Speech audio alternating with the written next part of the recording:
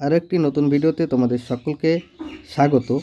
এই ভিডিওতে আমরা আলোচনা করব কমেন্ট থেকে নেওয়া কোশ্চেনগুলো নিয়ে। অবশ্যই এনআইএসডিএলএড এর বর্তমান স্ট্যাটাস কি অনেকে জানতে চেয়েছো, এবং 11,765 বা 2022-23 যে রিক্রুটমেন্ট নোটিফিকেশান আসতে চলেছে সেখানে এনআইএসডিএলএড এর কী ভূমিকা আছে বা ভবিষ্যৎ আছে, এনসিটি এবং পর্ষদ কী ভূমিকা নিচ্ছে এনআইএসডিএলএড নিয়ে, এই সম্পূর্ণ বিষয় নিয়ে আলোচনা করতে তোমরা রিকোয়েস্ট করেছো। তো সেই আলোচনা করার জন্য ভিডিওটা তৈরি করেছি। তো তোমরা অবশ্যই ভিডিওটা প্রথম থেকে শেষ পর্যন্ত দেখো। তো প্রথমে আমরা আলোচনা করি এনআইএসডিএলএড এর বর্তমান স্ট্যাটাস কী। এনআইএসডিএলএড এর বর্তমান স্ট্যাটাস, সুপ্রিম কোর্টের জাজমেন্ট অনুযায়ী তারা কোনো রকম রিক্রুটমেন্টে অংশগ্রহণ করতে পারছে না, এটা বর্তমান স্ট্যাটাস। এবার 11,765 রিক্রুটমেন্টে তারা অলরেডি অংশগ্রহণ করেছে, অর্থাৎ ইন্টারভিউ অংশগ্রহণ করেছে।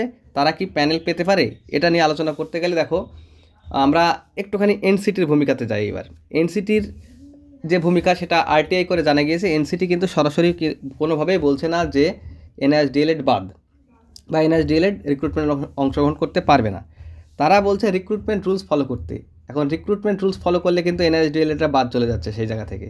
কেন? দেখো, প্রাইমারি রিক্রুটমেন্ট রুলস যদি আমরা দেখি বা এলিজিবিলিটি ক্রাইটেরিয়া যদি দেখি আমরা, সেখানে কিন্তু স্পষ্ট উল্লেখ করা আছে 2 ইয়ার ডিএলএড লাগবে, একদম স্পষ্ট। ওখানে কিন্তু ডিএলএড উল্লেখ করা নেই। শুধু ডিএলএড উল্লেখ করা থাকলে কিন্তু খুব একটা অসুবিধা মনে করতাম না, কিন্তু এখানে টোটালি লেখা আছে 2 ইয়ার ডিএলএড।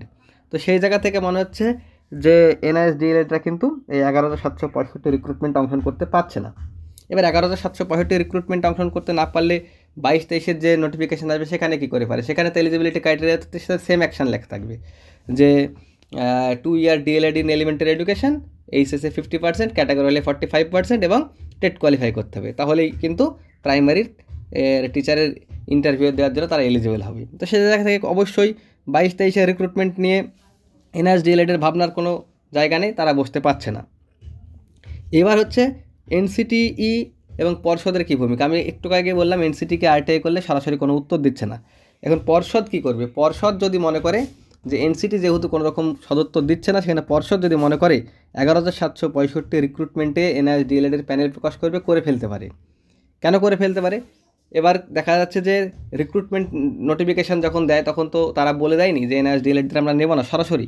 সেই জায়গা থেকে তারা কিন্তু রিক্রুটমেন্টে প্যানেলে বের করে দিতে পারে, কিন্তু প্যানেল বের করে দিলে সেই প্যানেলে কিন্তু আবারও স্টে পড়ে যাবে। কেন পড়ে যাবে? কারণ যেই ফ্রেশ ডিএলএড যারা চাকরি পাবে না তারা অবশ্যই সুপ্রিম কোর্ট অবমাননার কেসটা কিন্তু পর্ষদের ঘাটে ফেলে দেবে। তো সেই জায়গা থেকে কিন্তু প্যানেলে আবারও স্টে পড়ে যাবে, দেখা যাচ্ছে নিয়োগ প্রক্রিয়া আবারও চলে যাবে, কাউন্সেলিং আটকে যাবে।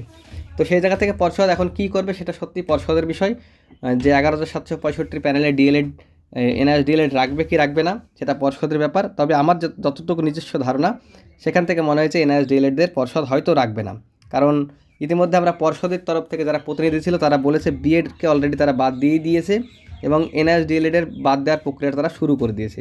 তো সেই জায়গা থেকে মনে হচ্ছে 11,765 এনআইএসডিএলএড থাকছে না। আর এখানে তো 22-23 আগামী রিক্রুটমেন্টে কোনো রকম থাকার সম্ভাবনা আমি দেখতেই পাচ্ছি না। তো যাই হোক, তোমরা অনেকেই জানতে চেয়েছিলে এনআইএসডিএলএড এর বর্তমান স্ট্যাটাস কী। তো বর্তমান স্ট্যাটাস এটাই। তো তোমরা যারা এই স্ট্যাটাসটাকে আরও সুন্দরভাবে জানতে চাও বা নিজের চোখে দেখতে চাও তারা অবশ্যই এনসিটিকে আরটিআই করো, তাহলে কিন্তু তোমরা মোটামুটি নিজেদের উত্তরের স্যাটিসফ্যাকশানটা পাবা। না হলে হয়তো আমার কথা শুনে হয়তো পাচ্ছ না, অনেকেই রাগ করছো, কারণ এনআইএসডিএলএড যারা আছো তারা আমার কথা শুনে হয়তো দুঃখভাবে রাগ করবো। আমি কোনো কারোর পক্ষে নাই, এনআইএসডিএলএড বা রেগুলার ডিএলএড কারোর পক্ষে নাই। আমি বাস্তব সত্যটা তুলে ধরার চেষ্টা করি, এইটুকুই। এখন বিষয় হলো এনআইএসডিএলএডরা আমি চাইবো যে যেহেতু রিক্রুটমেন্ট অংশগ্রহণ করেছে তারা তাদের প্যানেল হোক। আমি বলবো যে চাকরিটা যেন সবারই হোক, এটাই বলবো। কারণ 11,765 রেগুলার ডিএলএড খুব বেশি নেই। এবার যদি সবাই রেগুলার বা এনআইএসডিএলএড মিলে সবগুলো মিলেও যদি এই প্যানেল হয় তাও কিন্তু সবার চাকরি পাওয়ার সম্ভাবনা আছে। তো সেই জায়গা থেকে এখন দেখা যাক, সবই পর্ষদের বিষয়, কী করা যায়। Thank you.